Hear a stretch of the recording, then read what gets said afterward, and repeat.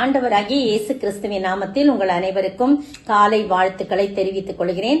மீண்டுமாய் 316 சேனல் மூலமாக உங்களை சந்திப்பதில் பெரும் மகிழ்ச்சி அடைகிறேன். நீங்களும் மகிழ்ச்சியோடு இருப்பீர் என்று சொல்லி நான் கர்த்தருக்குள் நம்புகிறேன். கடந்த வாரம் தியானித்த அதே பகுதியை நாம் தொடர்கிறோம். எது கர்த்தருக்கு பிரியமாயிராது என்று சொல்லி நீங்களும் இந்த கவனத்தோடு கேட்டிருப்பீர்கள் சொல்லி நான் நம்புகிறேன். சில பேர் தொலைபேசியின் மூலம் தொடர்பு கொண்டீர்கள். ஜபிக்க வேண்டும் என்று விரும்புகிறவர்கள் ஸ்கிரீனில் காணும் நம்பருக்கு என்னோடு கூட தொடர்பு கொள்ளும்படி அன்புடன் கேட்டுக்கொள்கிறேன். இப்பொழுது நாம் தலைகளை தாழ்த்தி ஆவியானவர் நம்மை நடத்தும்படியாக ஜெபிப்போம். எங்கு செல்ல வேண்டும், என்ன சொல்ல வேண்டும், வழி நடத்தும் ஆவியானவரே. விருப்பம் இல்லாத இடங்களுக்கு செல்லாமல் தடுத்து நிறுத்தும் ஆவியானவரே. ஆவியானவரே, ஆவியானவரே, பரிசுத்த ஆவியானவரே. எதிரிகளின் சூழ்ச்சிகள், சாத்தானின் தீக்கணைகள் எதிர்த்து நிற்க பலன் வேண்டுமே. உடல் சோர்வு, அசதிகள், பலவீனங்கள் நீக்கியே உற்சாகத்தால் நிரம்ப வேண்டுமே. ஆவியானவரே, ஆவியானவரே, பரிசுத்த ஆவியானவரே, எங்களுக்குள்ளே வாசம் செய்யும் ஆவியானவரே, இந்நாளில் சித்தம் போல் நடத்தி செல்லுங்கப்பா. ஆமாண்டவரே, ஸ்தோத்திரிக்கிறப்பா. உம்முடைய சித்தம் போல் இந்த நாளிலே நீங்க நடத்தி செல்லுங்க ஆண்டவரே. நாங்கள் எப்படி நடக்க வேண்டும், எங்கு செல்ல வேண்டும், என்ன சொல்ல வேண்டும் என்பதெல்லாம் நீங்க போதித்து நடத்துங்க. எந்த பாதையும் தவறி விடாதபடி இருக்க உதவி செய்வீராக. இயேசுவின் நாமத்தில் ஜெபிக்கிறேன் பிதாவே, ஆமென். முதலாவது வாசிக்க கேட்போம். எரேமியா 14:10. அவர்கள் தங்கள் கால்களை அடக்கிக் கொள்ளாமல் அலைய விரும்புகிறார்கள் என்று கர்த்தர் இந்த ஜனத்தை குறித்து சொல்லுகிறார். ஆகையால் கர்த்தர் அவர்கள் மேல் பிரியமாயிராமல் இப்பொழுது அவர்கள் அக்கிரமத்தை நினைத்து அவர்கள் பாவங்களை விசாரிப்பார். பாருங்க, அவங்க கால்களை தவறான இடத்துக்கு பயன்படுத்துறாங்க. அடக்கி கொள்ள என்ன இஷ்டமோ இஷ்டம் போல நடக்கிறது. சில பேர் பாருங்க, இஷ்டம் போல நடப்பாங்க, தங்களுடைய இச்சைகளின்படி நடப்பாங்க, மனம் போன போக்கில நடப்பாங்கன்னு சொல்றாங்க இல்லையா. அது போல இந்த ஜனங்கள் என்ன செய்யறாங்க, இஸ்ரவேல் மக்களை குறிச்சு தான் இது சொல்லப்பட்டிருக்கு. இஸ்ரவேலின் நம்பிக்கையே, ஆபத்து காலத்தில் அது இரட்சகரே என்று சொல்லி சொல்லப்பட்டிருக்கு. பாருங்க, பரதேசியை போலவும் நீ தேசத்தில் பரதேசியை போலும் ராத்தங்க இறங்குகிற வழிபோக்கனை போலும் இருப்பானேன் அப்படிலாம் சொல்லிட்டு இதுல சொல்லிருக்கு. தங்கள் கால்களை அடக்கி கொள்ளல, அலைய விரும்புகிறார் என்று கர்த்தர் இந்த ஜனத்தை குறித்து சொல்லுகிறார். ஆகையால் கர்த்தர் அவர்களின் மேல் பிரியமாயிராமல் இப்பொழுது அவர்கள் அக்கிரமத்தை நினைத்து அவர்கள் பாவங்களை விசாரிப்பார்கள். அதனால என்னை நோக்கி இந்த ஜனத்துக்கு நன்மை உண்டாக்க விண்ணப்பம் பண்ண வேண்டாம்னு எரேமியா தீர்க்கன் கிட்ட என்ன பண்றாரு சொல்றாரு. 14 அதே எரேமியா 14, 11, 12 தான் இப்ப பாருங்க. அத நீங்க அவங்க உபவாசத்தாலும் அன்று சொல்றாரு, அவங்க உபவாசித்தாலும் நான் அவங்க விண்ணப்பத்தை கேட்க மாட்டேன். நீயும் அவர்களுக்காக என்ன பண்ணாத, பரிந்து பேசி ஜெபம் பண்ணாத. அவர்கள் தகன பலிகளையும் காணிக்கைகளையும் செலுத்தினா கூட நான் என்ன பண்ண மாட்டேன், அதில் பிரியமாய் இருப்பதில்லை.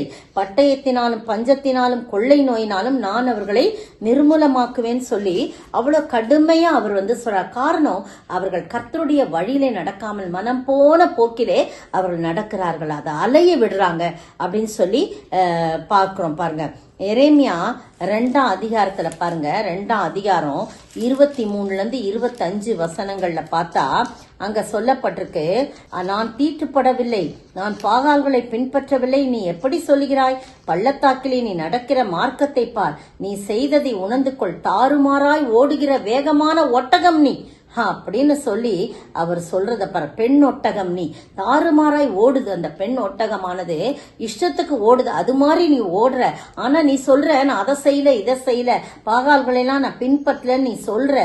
ஆனா நான் அதை பார்த்துக்கிட்டே இருக்கிறேன். வனாந்தரத்திலே நீ பழகினதும் தன் இச்சையிலே மத வெறியிலே காற்றை உட்கொள்கிறமான காட்டு கழுதை நீ. பாருங்க, பெண் ஒட்டகம் நீன்னு சொல்றாரு, காட்டு கழுதைன்னு சொல்றாரு. ஆண்டவர் பாருங்க, நீ பாருங்க, நீ அதன் ஆவலை நிறுத்தி அதை திருப்புகிறவன் யார்? அதை தேடுகிறவர்கள் ஒருவரும் வருத்தப்பட வேண்டியதில்லை. அதன் மாசத்தில் நீ அதை பிடிப்பார்கள். உன் கால் வெறுங்காலாகாதபடி உன் தொண்டை வறட்சியாகாதபடிக்கு அடக்கிக்கொள் என்றால் நீ அது கூடாத காரியம் சொல்ற. பாத்தீங்களா? இஷ்டத்துக்கு பேசுறது, இஷ்டத்துக்கு நடக்கிறது, நம்மளால செய்யாத அந்த மாதிரிலாம் சொன்னா அது என்னாலலாம் கூடாதுப்பா, என் வாயை நான் அடக்க முடியாது, தொண்டைய நான் அடக்க முடியாது அப்படின்னு சொல்ற கூடாத காரியம் சொல்ற. நான் அப்படி செய்ய மாட்டேன், அந்நியரை நேசிக்கிறேன், அவன் பிறகே போவேன் என்று சொல்லுகிறான்னு சொல்றான். பாத்தீங்களா? அதனால ஆண்டவர் ரொம்ப துக்கத்தோட அவங்க என்ன செஞ்சாலும் நான் அதுல விருப்பப்பட மாட்டேன், பலி செலுத்தினாலும் நான் அதை ஏற்றுக்கொள்ள மாட்டேன், உபவாசம் பண்ணாலும் அதை நான் ஏற்றுக்கொள்ள மாட்டேன், நீயும் பறிஞ்சு பேசாதன்னு சொல்றார். 14, 11, 12 தான் இப்ப சொன்ன பாருங்க.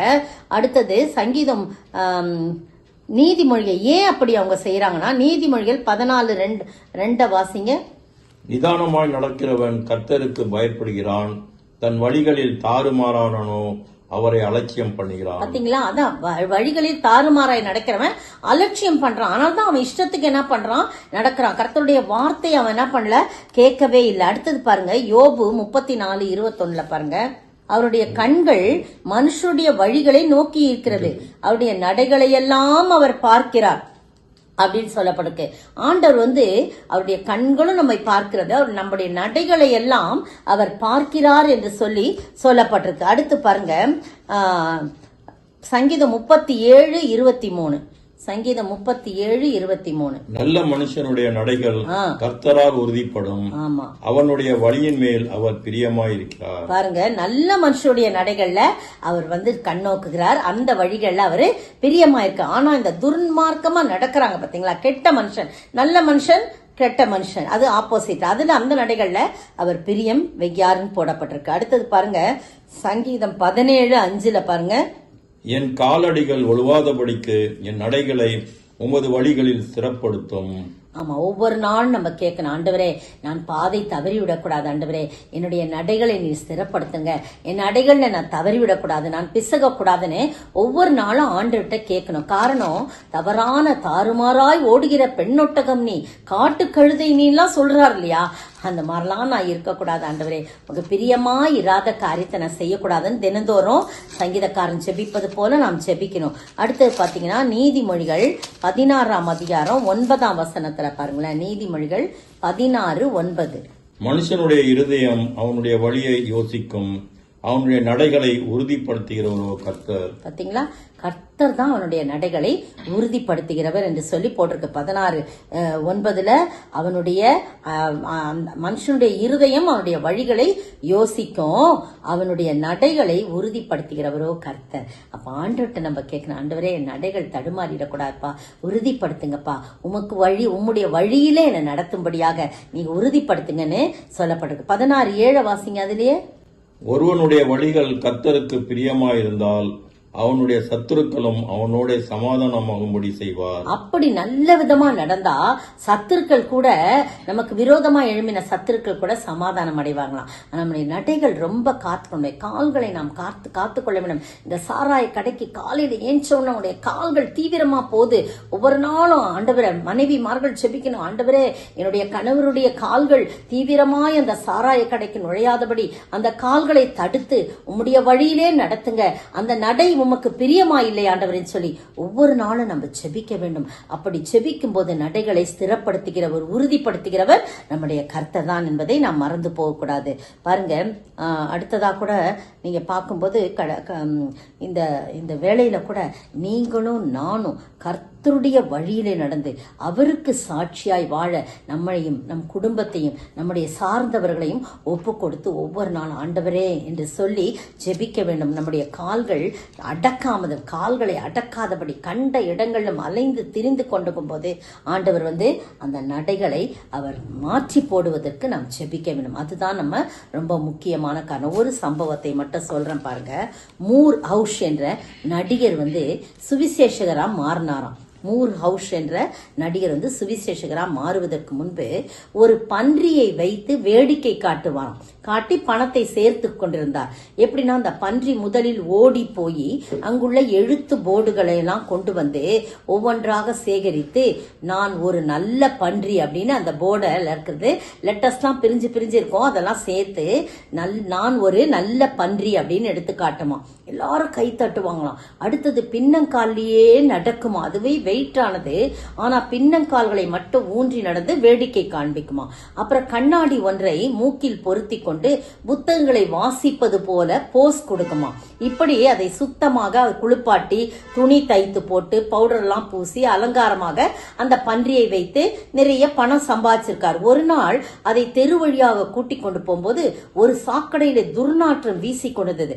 திடீரென்று அதனுடைய புத்தி பாருங்க, இந்த இவனை எஜமானை விட்டு இந்த நடிகரை விட்டு என்ன பண்றாரு, என்ன பண்ணுது, அது ஓடி போய் அந்த சாக்கடையில விழுந்து ரொம்ப என்ஜாய் பண்ணுது, மெய் மறந்து ஆனந்தமாக குளித்து கொண்டது.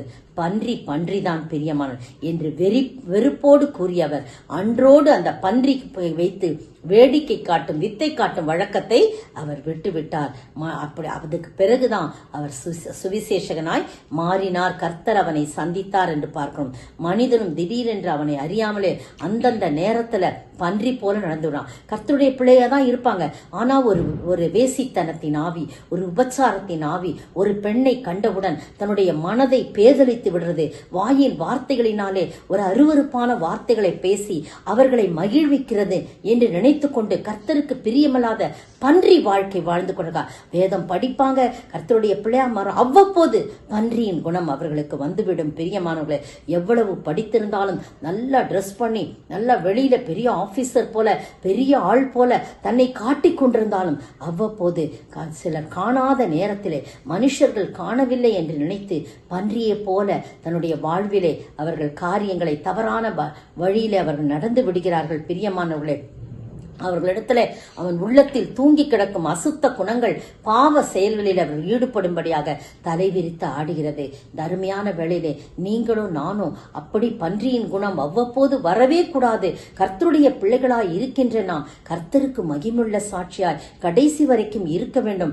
நடைகளை பாதுகாக்க வேண்டும். இயேசு கிறிஸ்து மறுபடியும் பிறக்க வேண்டும் என்றார். பழைய சிந்தனைகளை இருதயத்திலிருந்து எடுத்துவிட்டு நலமான இருதயத்தை நம்மளை ஸ்தாபித்திருக்கிறார். பிசாசனுடைய கிரியைகளை அழிக்கும்படிக்குதான் தேவனுடைய குமாரன் வெளிப்பட்டார். தேவனால் பிறந்த எவனும் பாவம் செய்யான் என்று சொல்லி, ஏனால் தேவனுடைய வித்து அவனுக்குள் இருக்கிறது சொல்லி 1 யோவான் 3:8-9 சொல்லப்பட்டிருக்கிறது. அதனால தேவனால் பிறந்தவன் எவனும் பாவம் செய்ய மாட்டான் என்று சொல்லப்பட்டிருக்கிறது. பிரியமானவர்களே, நீங்களோ நானும் கர்த்தருடைய சமூகத்திலே நம்மை தாழ்த்தி ஒப்பு கொடுப்போமா? ஒரு பாடலை கூட பாடலாம். மரண பள்ளத்தாக்கில் நான் நடந்த வேளைகளில் கர்த்தரே என்னோடிருந்து தூக்கினார் தம் கோலினால். பாத்தீரம் நிரம்பி வழிய ஆவியால் அபிஷேகித்தார். நஞ்சிடேன் நஞ்சிடேன் என் இயேசு என்னோடிருப்பதால். அஞ்சிடேன் அஞ்சிடேன் என் இயேசு என்னோடிருப்பதால். இரண்டாவது பாருங்க, வாசிக்க கேட்கலாம். ஓசியா 8:13. எனக்கு செலுத்தும் பலிகளின் மாம்சத்தை அவர்கள் பலியிட்டு புசிக்கிறார்கள். கர்த்தர் அவர்கள் மேல் பிரியமாயிரார். அவர்களுடைய அக்கிரமத்தை அவர் நினைத்து அவர்கள் பாவத்தை விசாரிக்கும் போதவனில் அவர்கள் எகிப்துக்கு திரும்பி போவார்கள். பாருங்க, ஆண்டவர் வந்து இது ரெண்டாவது என்னன்னா, தனக்கு கொடுக்க வேண்டிய அந்த ஆராதனையை விக்கிரகங்களுக்கு கொடுக்கிற மேல் அவர் பிரியமாயிரார் என்று சொல்லப்பட்டிருக்கிறது. பாருங்க, விக்கிரகங்களுக்கு அவர்கள் என்ன செய்யறாங்க?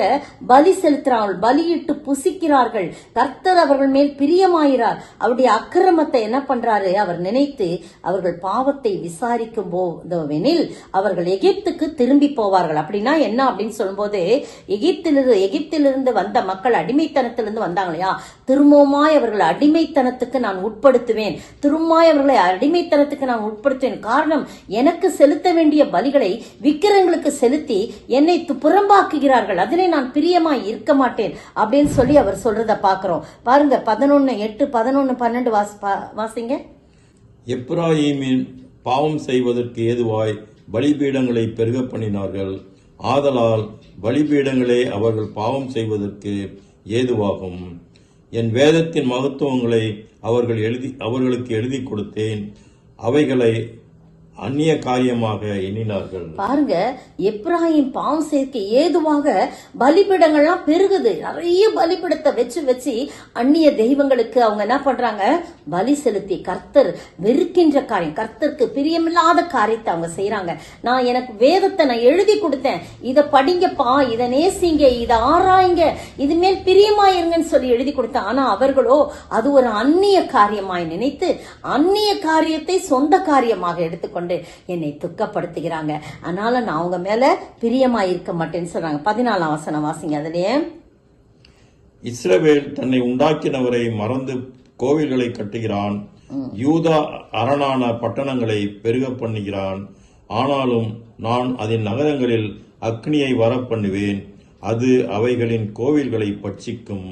பாருங்க, இந்த இடத்துல அவங்க எது மேல நம்பிக்கை வைக்கிறாங்கன்னு சொன்னா அந்நிய காரியங்கள்ல, அந்நிய கோவில்களை, கர்த்தரை என்னை மறந்துட்டாங்க, அதுக்கு பதிலா அந்நிய தெய்வங்களுக்கு கோவில்களை கட்டி அதை என்ன பண்றாங்க, பெருக பண்றாங்க.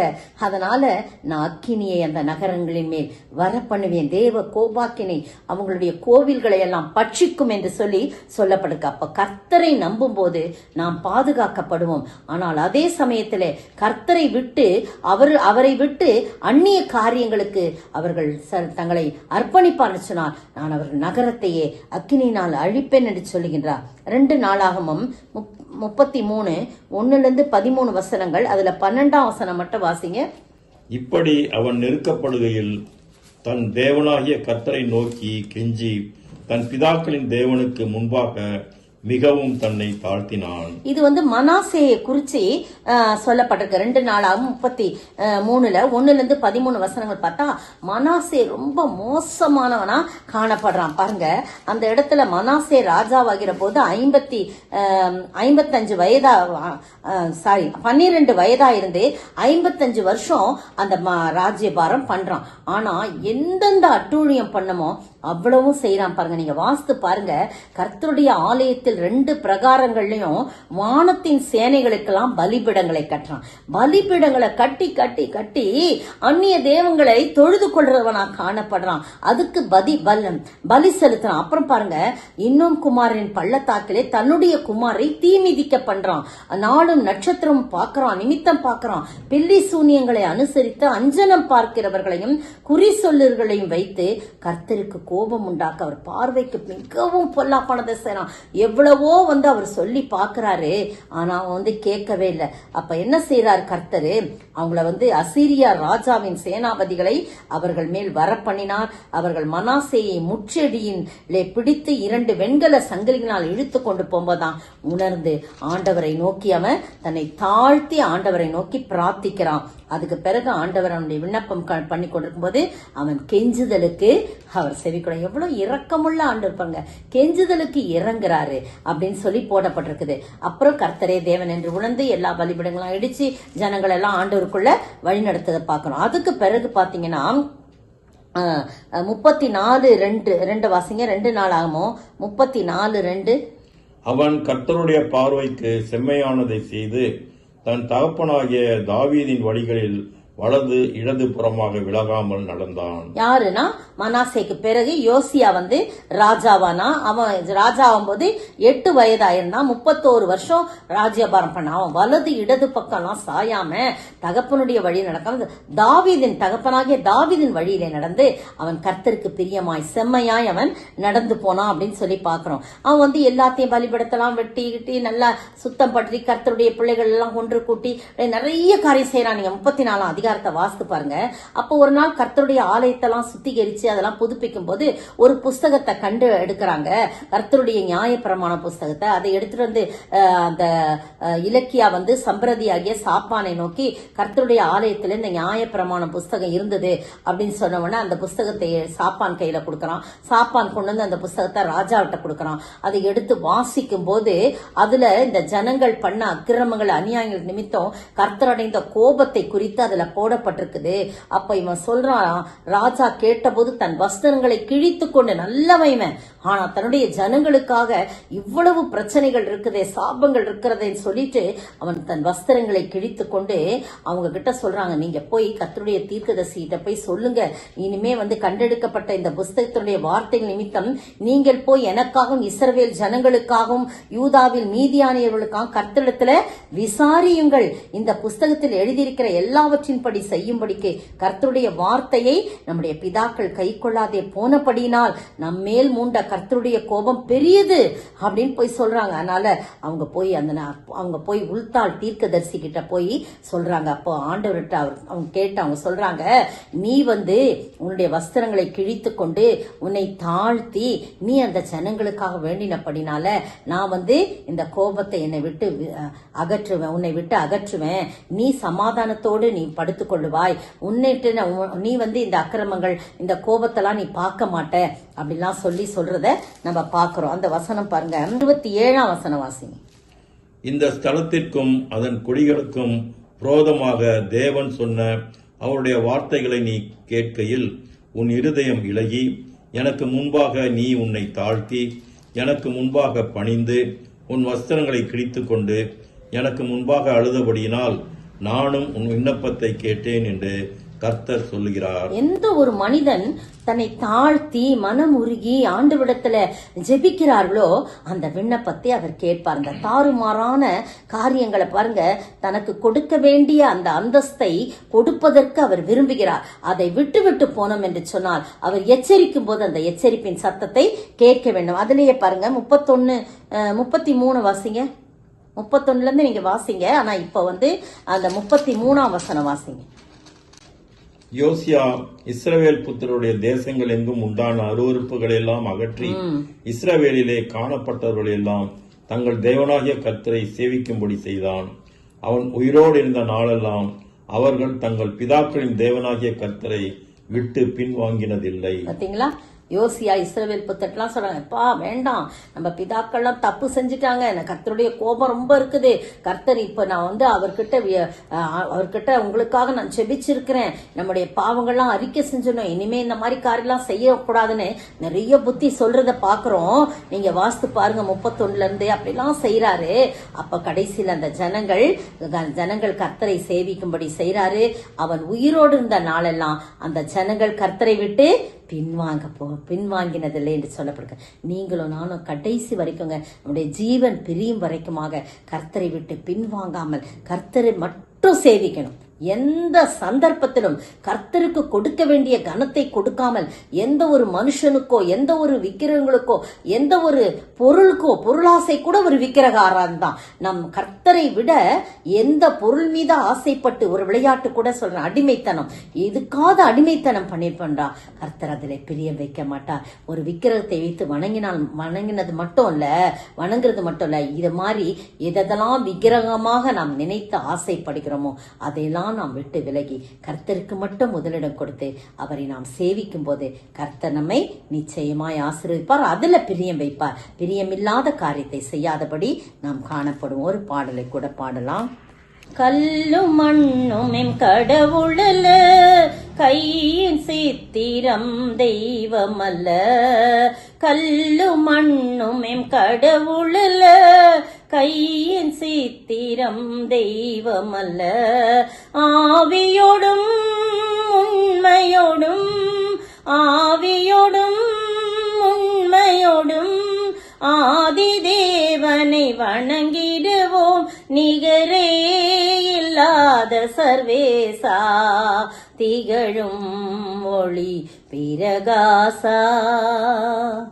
மூணாவது பாருங்க, மல்கியா 2:17 வாசிங்க. மல்கியா 2:17. உங்கள் வார்த்தைகளினாலே கர்த்தரை வருத்தப்படுத்துகிறீர்கள், ஆனாலும் எதினாலே அவரை வருத்தப்படுத்துகிறோம் என்கிறீர்கள். பொல்லாப்பை செய்கிறவன் எவனும் கர்த்தரின் பார்வைக்கு நல்லவன் என்றும், அப்படிப்பட்டவர்கள் பேரில் அவர் பிரியமாயிருக்கிறார் என்றும், நியாயம் தீர்க்கிற தேவன் எங்கே என்றும் நீங்கள் சொல்லுகிறதுனாலேயே. பாருங்க, பொல்லாப்பு செய்கிறவர்கள் மேல கர்த்தர் பிரியம் வைக்க மாட்டார்.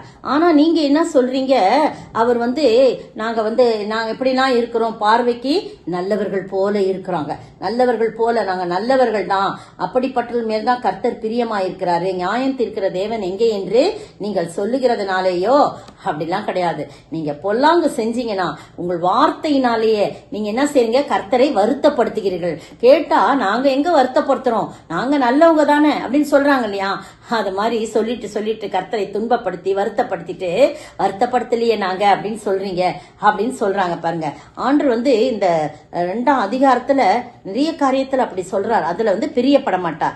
2:9-14 வசனங்களை பாத்தீங்கன்னா, அவருடைய வழிகளை கை கொள்ளாம கர்த்தருடைய ஆண்டவர் சொல்றாரு, என் வழிகளை அவங்க கை கொள்ள வேதத்தை குறித்து பட்சபாதம் பண்ணினபடினால நானும் உங்களை எல்லா ஜனத்துக்கு முன்பாக அற்பரும் நீசருமாக்கினேன். வேதத்தை குறிச்ச ஒரு இதே இல்ல, வேதம் படிக்கிறது இல்ல, அலட்சியம் பண்றீங்க, படிச்சாலும் ஏனோ தானோ வென்று ஏதோ கடமைக்காக நீங்க படித்து அப்படிலாம் செய்யறீங்க அப்படின்னு சொல்லிட்டு அவர் அதை அவ்வளவு வருத்தமா சொல்றாரு. நம்ம எல்லாருக்கும் ஒரே பிதா இல்லையோ, ஒரே தேவன் நம்மை சிருஷ்டித்ததில்லையோ, நாம் நம்முடைய பிதாக்களின் உடன்படிக்கையை பரிசுத்த குலைச்சலாக்கி அவனவன் தன் சகோதரனுக்கு துரோகம் பண்றான். அந்த துரோகத்தை குறிச்சு அது சொல்றார். என்ன சொல்றான்னா, மனைவிக்கு துரோகம் பண்றாங்க, ரகசியமான பாவங்களை ஈடுபடுறாங்க, சகோதரனுக்கு துரோகம் பண்றாங்க, அந்நிய பெண்களை திருமணம் செய்து கொள்றாங்க அப்படின்னு சொல்லி யூதருடைய அதிகமா இந்த பாவங்கள் அதிகமா காணப்படுதான். 12ஆம் வசனம் வாசிங்க.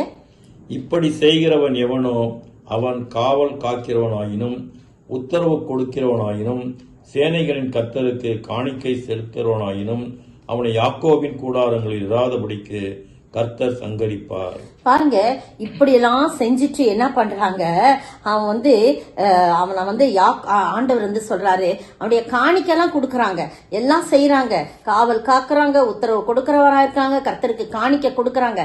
ஆனா ஆண்டவர் சொல்றாரு, அதெல்லாம் நான் பிரியமா இருக்க மாட்டேன். அந்த கூடாரத்துல நான் இராதபடிக்கு, அவர்கள் அந்த கூடாரத்தில் இருக்காதபடி நான் சங்கரிப்பேன்னு சொல்றாரு. பாருங்க, அது பிறகு 13ஆம் வசனத்துல, நீங்க 2ஆம் தரமும் இப்படியே செஞ்சு கர்த்தருடைய பீடத்துல கண்ணீர் விட்டு அழுது அப்படிலாம் மாய்மால கண்ணீர் சொல்றாங்க இல்லையா, அந்த மாதிரிலாம் நீங்க செய்து பெருமூச்சினால நிரப்புறீங்க.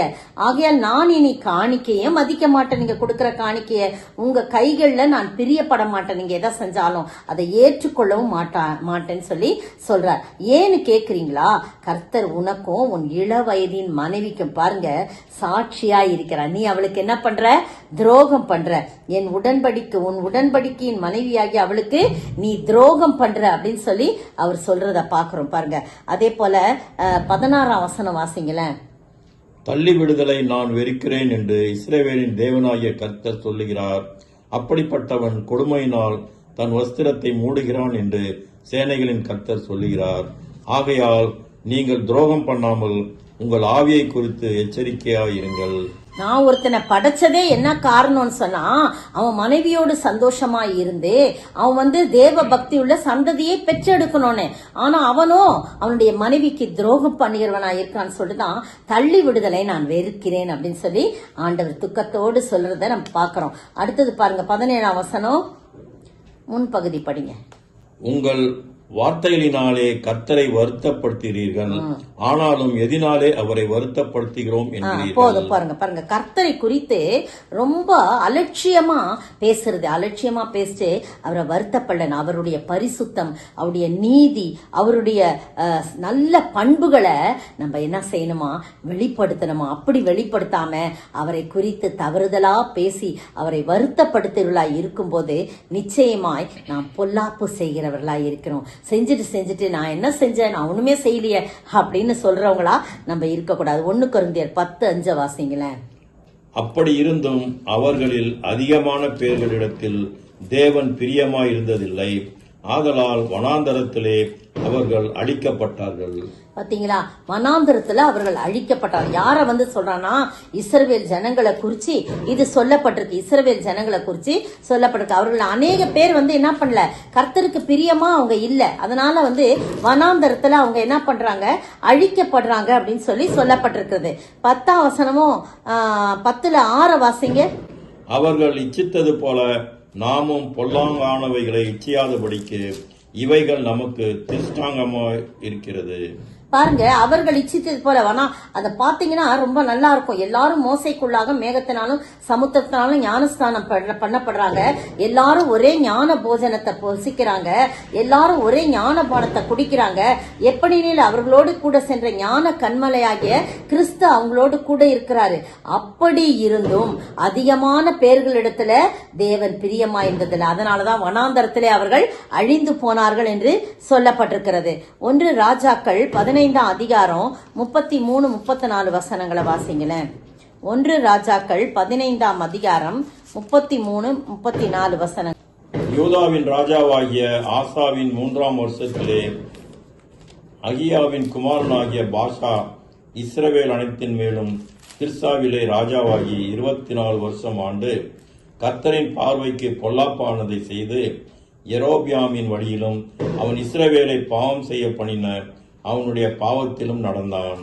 பாருங்க, இந்த பாஷான்ற ராஜா யூதாவின் ராஜாவாகிய ஆசாவின் 3ஆம் வருஷத்துல அகசியாவின் குமாரனாகிய பாஷா அவன் இஸ்ரவேலின் மேலும் ராஜாவாகி 24 வருஷம் ஆண்டான். ஆனா வந்து அவன் ரொம்ப கர்த்தரின் பார்வைக்கு பொல்லாப்பானதை செய்யறான். யெரொபெயாமின் வழிகளிலும் அவன் இஸ்ரவேலை பாவம் செய்ய பண்ணின அவனுடைய பாவத்திலும் நடக்கிறான். அடுத்தது பாருங்க, 16ஆம் அதிகாரத்துல முதல் 4 வசனங்களை நீங்க பாத்தீங்கன்னா பாஷாக்கு விரோதமாக கர்த்தருடைய வார்த்தை உண்டாகுது. ஆனானியின் குமாரனாகிய யெகூவுக்கு உண்டாயிற்றுன்னு போட்டிருப்பாங்க. அவர் சொல்றாரு பாருங்க, 2ஆம் வசனம் வாசிங்கள. 16:2 எவ்வளவு அருமையா சொல்றாரு பாருங்க. ஆண்டவர் வசனத்தோட சொல்றாரு, நான் உன்னை தூளிலிருந்து உயர்த்தி சும்மா சாம்பல்லையும் தூள்லையும் கடந்தப்பா உன்னை உயர்த்தி உன்னை என் ஜனமாகிய இஸ்ரவேலின் மேல் தலைவனாக வைத்திருக்கையில் உன்னை என் ஜனமாகிய வழியிலே நடந்து என் ஜனமாகிய இஸ்ரவேல் தங்கள் பாவங்களால் எனக்கு கோபம் உண்டாக்கும்படி அவர்களை பாவம் செய்ய பண்ணுகிறபடியினால். அடுத்தது படிங்க. இதோ நான் பாஷாவின் பின்னடியாரையும் அவன் வீட்டாரின் பின்னடியாரையும் அடித்து போட்டு உன் வீட்டை நேபாத்தின் குமாரனாகிய யெரொபெயாமின் வீட்டை போல ஆக்குவேன். பாத்தீங்களா, அப்படிலாம் சான்று கோபத்தோட சொல்றார், நெகிழ்ந்து சொல்றார். உன்னை எங்கேயோ கடந்த தூள்ளிய சாம்பல் இந்த உன்னை தூக்கி உயர்த்தி பெரிய அதிபதியா ஆக்கின.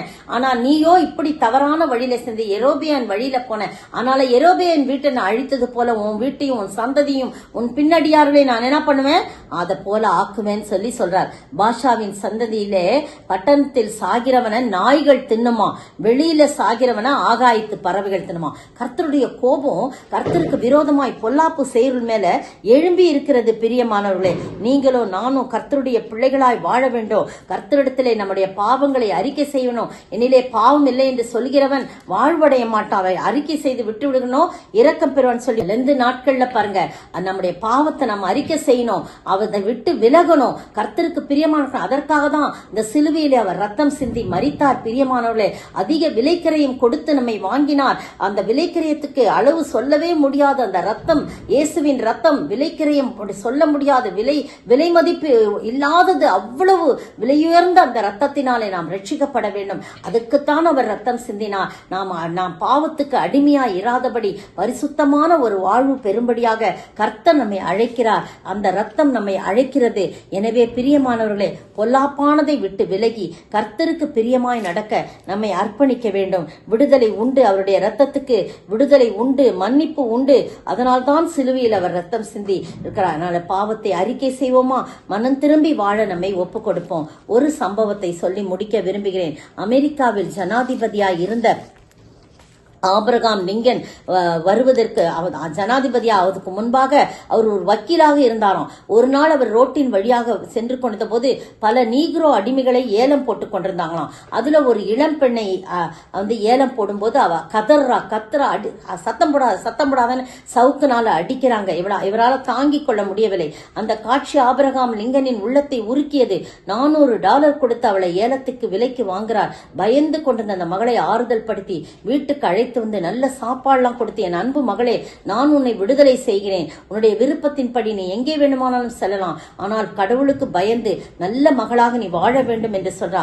உன் கண்ணீர் என் இருதயத்தை உருக்கியது, ஆகவே உனக்கு விடுதலை என்று சொன்னாராம். அப்ப அவ சொல்றா, என் காதுகளை என்னால் நம்ப முடியவில்லை, எவ்வளோ $100 போட்டு என்னை வாங்கினீங்க, என்னை ஏலம் எடுத்து விட்டு என்னை விடுதலை பண்றேன்னு சொல்றீங்களே, எப்படி இது முடியுது? இந்த பெருந்தன்மை உள்ளவர்களுக்கு நான் அடிமையாக இருக்க விரும்புகிறேன். நான் உங்களுக்கு கடைசி வரைக்கும் நான் உங்களுக்கு வேலையாளா இருந்து நான் உங்களுக்கு உத்தமமாய் நடப்பேன் என்று சொல்லி, இதுதான் எனக்கு கிடைத்த மேன்மை என்று சொல்கிறாளாம். அப்ப பாருங்க, நாம் அடிமையாய் இருப்பதை நம்ப விரும்பாமல் இருக்கலாம். ஆனா கர்த்தர் வந்து நமக்கு அடிமையாய் எப்பொழுதும் நம்ம இருக்க வாழ விரும்புவதில்லை. நாம் சுயாதீனமாக இருக்க வேண்டும் என்பதற்காய் நம்மை விலைக்கரையம் கொடுத்த அந்த சிலுவையிலே நம்மை வெற்றி பிறக்க சுதந்திரமாக நாம் வாழ வேண்டும் என்று சொல்லி ரட்சிப்பு அடைய வேண்டும், நாம் விடுதலை அடைய வேண்டும், பாவத்திலிருந்து சாபத்திலிருந்து விடுதலை அடைந்து வாழ வேண்டும். அடிமையாய் அல்ல, நம்ம அடிமையாய் இல்லாமல் வாழ வேண்டும் என்று சொல்லி அவர் விரும்புகிறார். பிரியமானவர்களே, அதற்காகத்தான் அவர் ஜீவனை கொடுத்தார். எனக்காக கடைசி சொட்டு ரத்தம் வரைக்கும் நீர் ஊற்றி கொடுத்தீர் ஐயா. என் முழு வாழ்க்கை உமக்கு தர விரும்புகிறேன். நான் உமக்கு அடிமை, நான் பாவத்திற்கு அடிமை இல்லை, நான் உமக்கு அடிமை என்று சொல்லி நம்மை நாமே ஒப்பு கொடுப்போமா? அப்படிப்பட்ட ஆண்டவரை நோக்கி நாம் பார்க்கலாம். பொல்லா உலக சிற்றின்பங்கள் எல்லாம் அழியும் மாயை, லோக முழுவதும் ஆதாயமாக்கியே லாபம் ஒன்றுமில்லையே, லோக முழுவதும் ஆதாயமாக்கியே லாபம் ஒன்றுமில்லையே, சிலுவை சுமந்த உருவம் சிந்தின ரத்தம் புரண்டோடியே நதி போலவே பாய்கின்றதே, நம்பியே சுவண்டை வா, நம்பியே சுவண்டை வா.